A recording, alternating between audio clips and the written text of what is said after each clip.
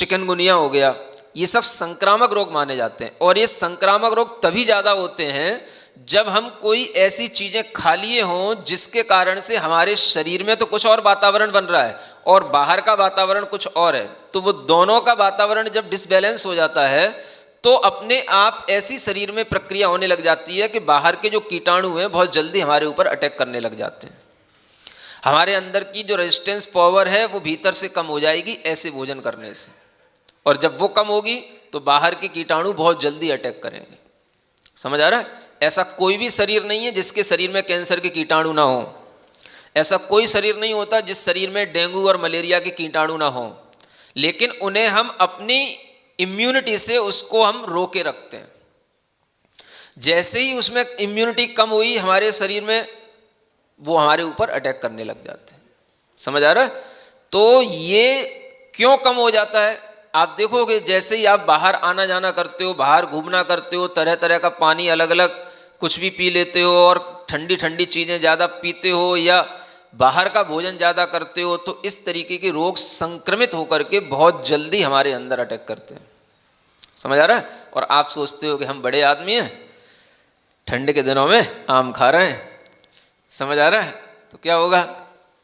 जल्दी ठंडे पड़ोगे, बेमौसम की चीज़ें खाओगे तो बेमौसम में निपटोगे जल्दी से बेमौसम बीमार पड़ोगे और क्या होगा?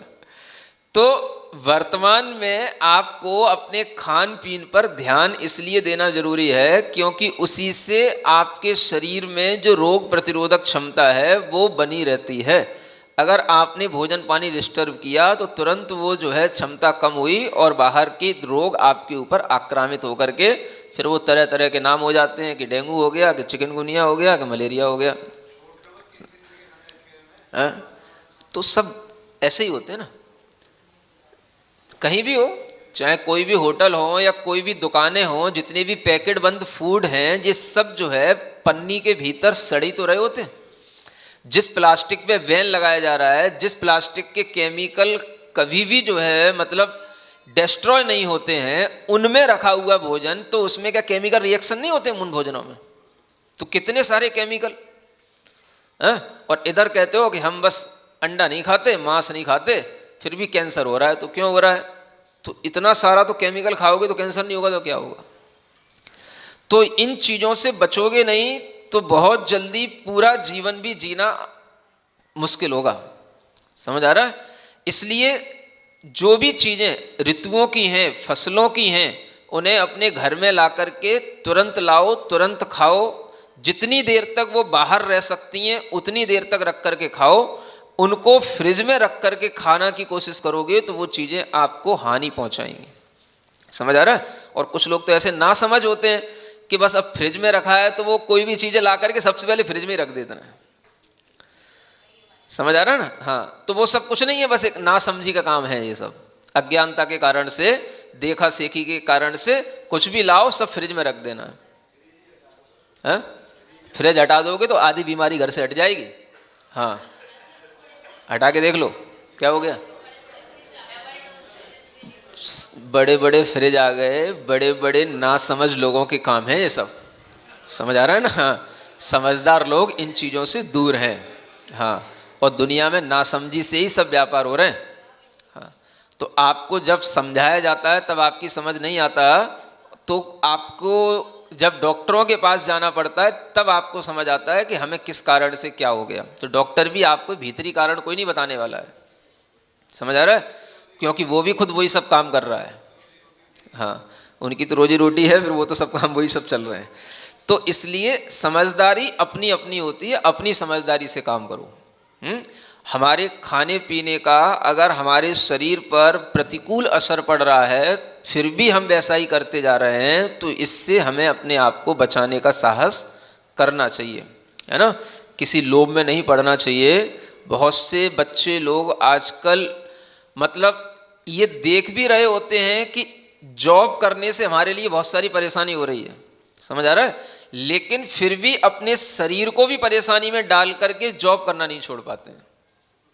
हाँ, ये बहुत जगह देखने में आ रहा है। बहुत बच्चे बीमार मिलते हैं जॉब करने वाले। समझ आ रहा है? हिम्मत नहीं होती काम करने की, तो भी उन्हें काम करने का वो जो लालच है वो छूटता नहीं है। उन्हें ऐसा लगता है कि हमारा पूरा फिर कैरियर खराब हो गया, फिर हम क्या करेंगे। शरीर खराब हो रहा है नहीं दिख रहा है, और शरीर यहां तक खराब हो जाता है कि फिर डॉक्टर कह देता है आप 6 महीने बेड रेस्ट पर रहो, तो वो चल जाएगा।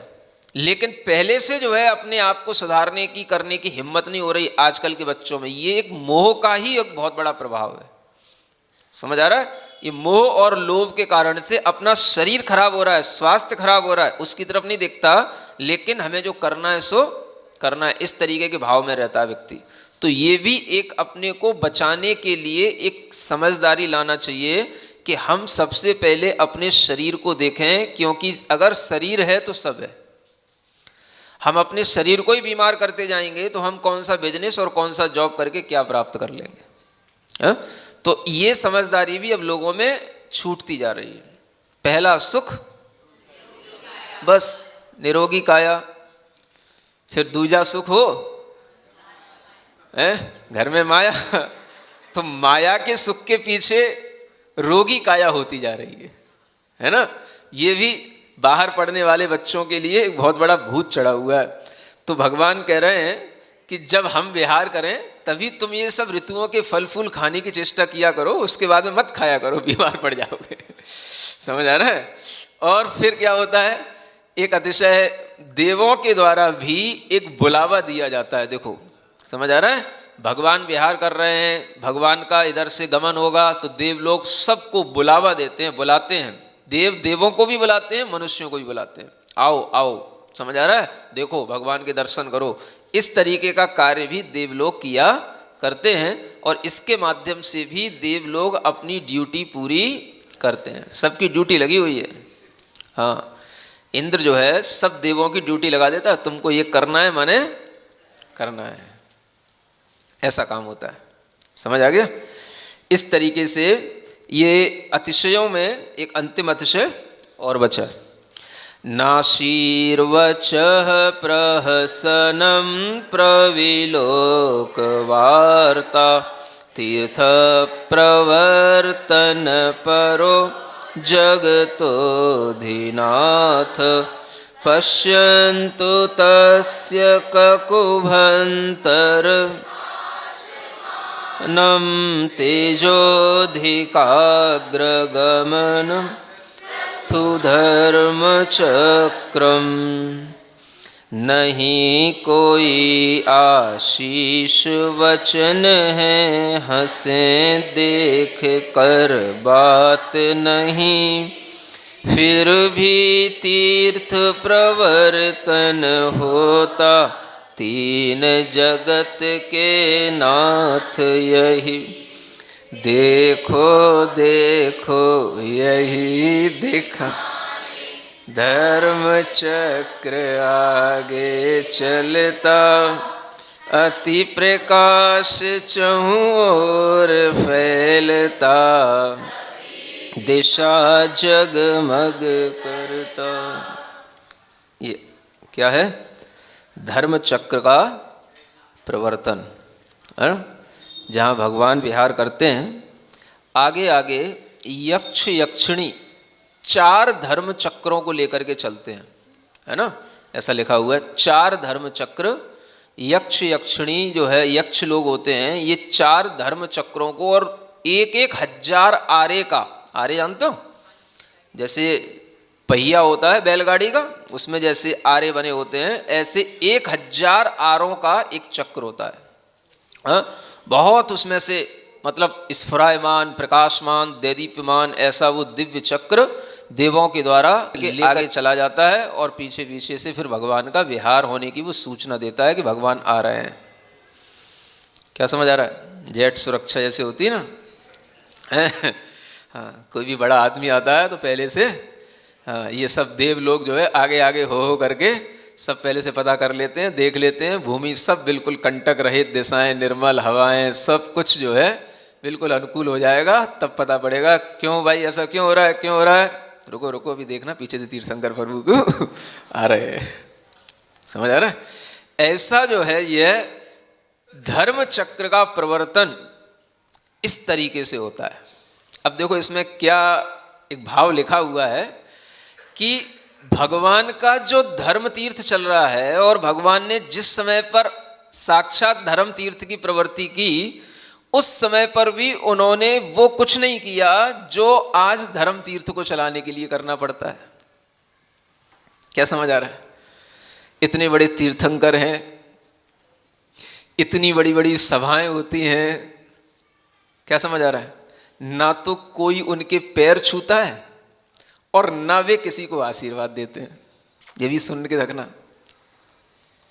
क्या सुन रहे हो?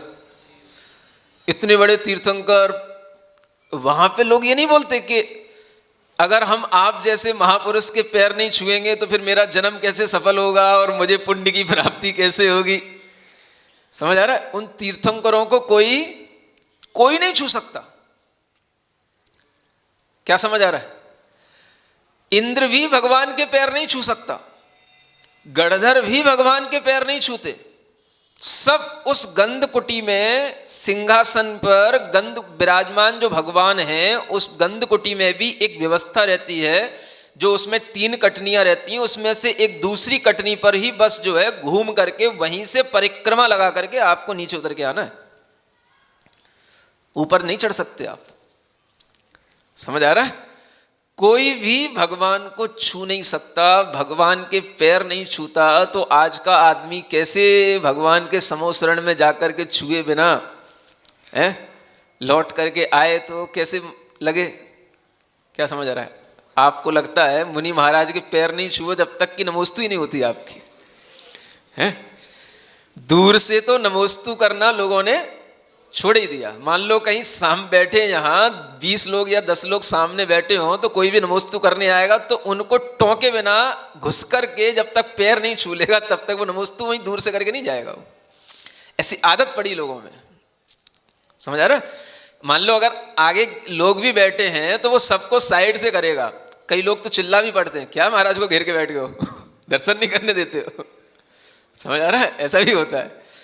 मतलब ये कि आदमी को दर्शन तो हो रहे हैं लेकिन वो नमोस्तु करने का भाव, वंदना करने का भाव उसको दूर से नहीं होता कि हम दूर से नमोस्तु कर लें, दूर से बैठ जाएं, दूर से अर्घ चढ़ा लें और अपने मतलब उपदेश हो रहा हो तो उपदेश सुन लें, नहीं हो रहा हो तो चुपचाप बैठ के चले जाएं। क्या समझ आ रहा है? उधर कैसे संतुष्टि मिलती है? तीर्थंकर तो एक ही होते हैं, समझ आ रहा है? और उनसे ज्यादा पुण्यवान कोई होता नहीं, उनसे ज्यादा रिद्धि संपन्न कोई होता नहीं। और हमारा जन्म आपके तीर्थ काल में हुआ है और हम आपके पैर ना छू पाए भगवान, तो ये तो फिर हमारा जन्म ही बेकार हो जाएगा। ऐसा कोई नहीं कहता वहां। क्या समझ आ रहा है? जहां जैसी व्यवस्थाएं हो जाती हैं वहां आदमी वैसा ही मन भी बना लेता होगा, है? नहीं तो कितनी बड़ी बात है। भगवान किसी चीज को छूते नहीं और भगवान को भी कोई छू नहीं सकता, और वहां तो भगवान की दृष्टि नहीं उठती। तीर्थंकर बनने की बात तो छोड़ो, उससे पहले भी जब मुनि अवस्था में भगवान विहार करते हैं तब भी दृष्टि नहीं उनकी उठती। आशीर्वाद नहीं देते किसी को। कैसी स्थिति बनेगी? आप लोगों का निस्तार कैसे होगा? इधर के लोग तो बड़े अधीर होते हैं, है ना? अधीर मतलब एकदम से धीरज खो देते हैं। अगर नमोस्तु कर रहे हो और महाराज न देखें, आशीर्वाद न दें, महाराज नाराज हो गए। और केवल आशीर्वाद से भी काम नहीं चलता है। वो पीछी है, महाराज पीछी तो मार दो थोड़ी सी, तब पता पड़े हाँ महाराज बहुत खुश है।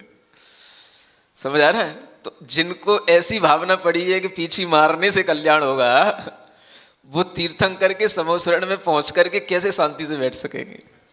है? तो थोड़ी सी आदत पहले से ही कुछ अच्छी डाल लो, है ना, ताकि वहां जाकर के उदम न मचाओ। तो भगवान भी कहें कि समोसरण में आए हुए लोग थोड़े सिंसियर हैं। बोले कहाँ से आए? बोले पढ़ के आए। कहाँ से पढ़ के आए? हाँ तो कहीं से पढ़ के आए, जम्बू द्वीप के भरत क्षेत्र से। समझ आ रहा है? उत्तर प्रदेश से कुछ पढ़ करके आए। तो कहीं ना कहीं तो कुछ ऐसे संस्कार आने चाहिए कि हम शांति से इस तरीके का भी अपना वातावरण बनाते रहें। है ना। इसलिए यहाँ लिखा है। वर्तमान में तो ऐसा लगता है आशीर्वाद न दिया जाए, देखा न जाए, बोला न जाए तो धर्म चले ही ना, ऐसा लगता है। इसलिए यहाँ लिखा है कि भगवान को देखो कभी ना देखते हैं ना किसी से बात करते हैं। समझ आ रहा है। अब पर्सनली किसी से बात नहीं करना उन्हें।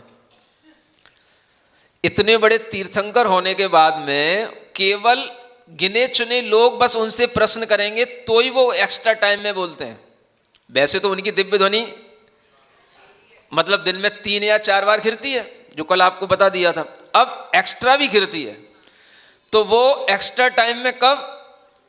जब विशेष रूप से इंद्र आएगा, समझ आएगा, चक्रवर्ती आएगा, गणधर परमेष्टि विशेष रूप से निवेदन करेंगे, तो कुछ विशेष रूप से अलग से उनके लिए टाइम दिया जाएगा, उनके लिए अलग से भी दिव्य ध्वनि होगी।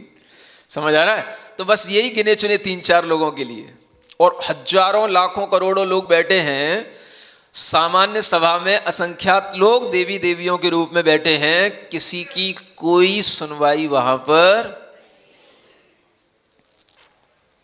ये भी कह सकते हो आप, नेगेटिव सोचने वाला तो ये भी सोच सकता है भगवान तो केवल इन्हीं 3-4 लोगों की बात सुनते हैं और किसी की तो। अब समझने की बात तो सब तरीके से समझा जा सकता है ना, कोई भी कुछ भी समझ सकता है। समझ आ रहा है। लेकिन ऐसा वहां पर उन भगवान के प्रभाव से कोई भी सोचता नहीं है। समझ आ रहा है। तो ये चीज जो है ये बताती है कि भगवान किसी से बात नहीं करते। अब केवल ज्ञान होने के बाद तो उनकी दृष्टि बिल्कुल नासाग्री हो गई।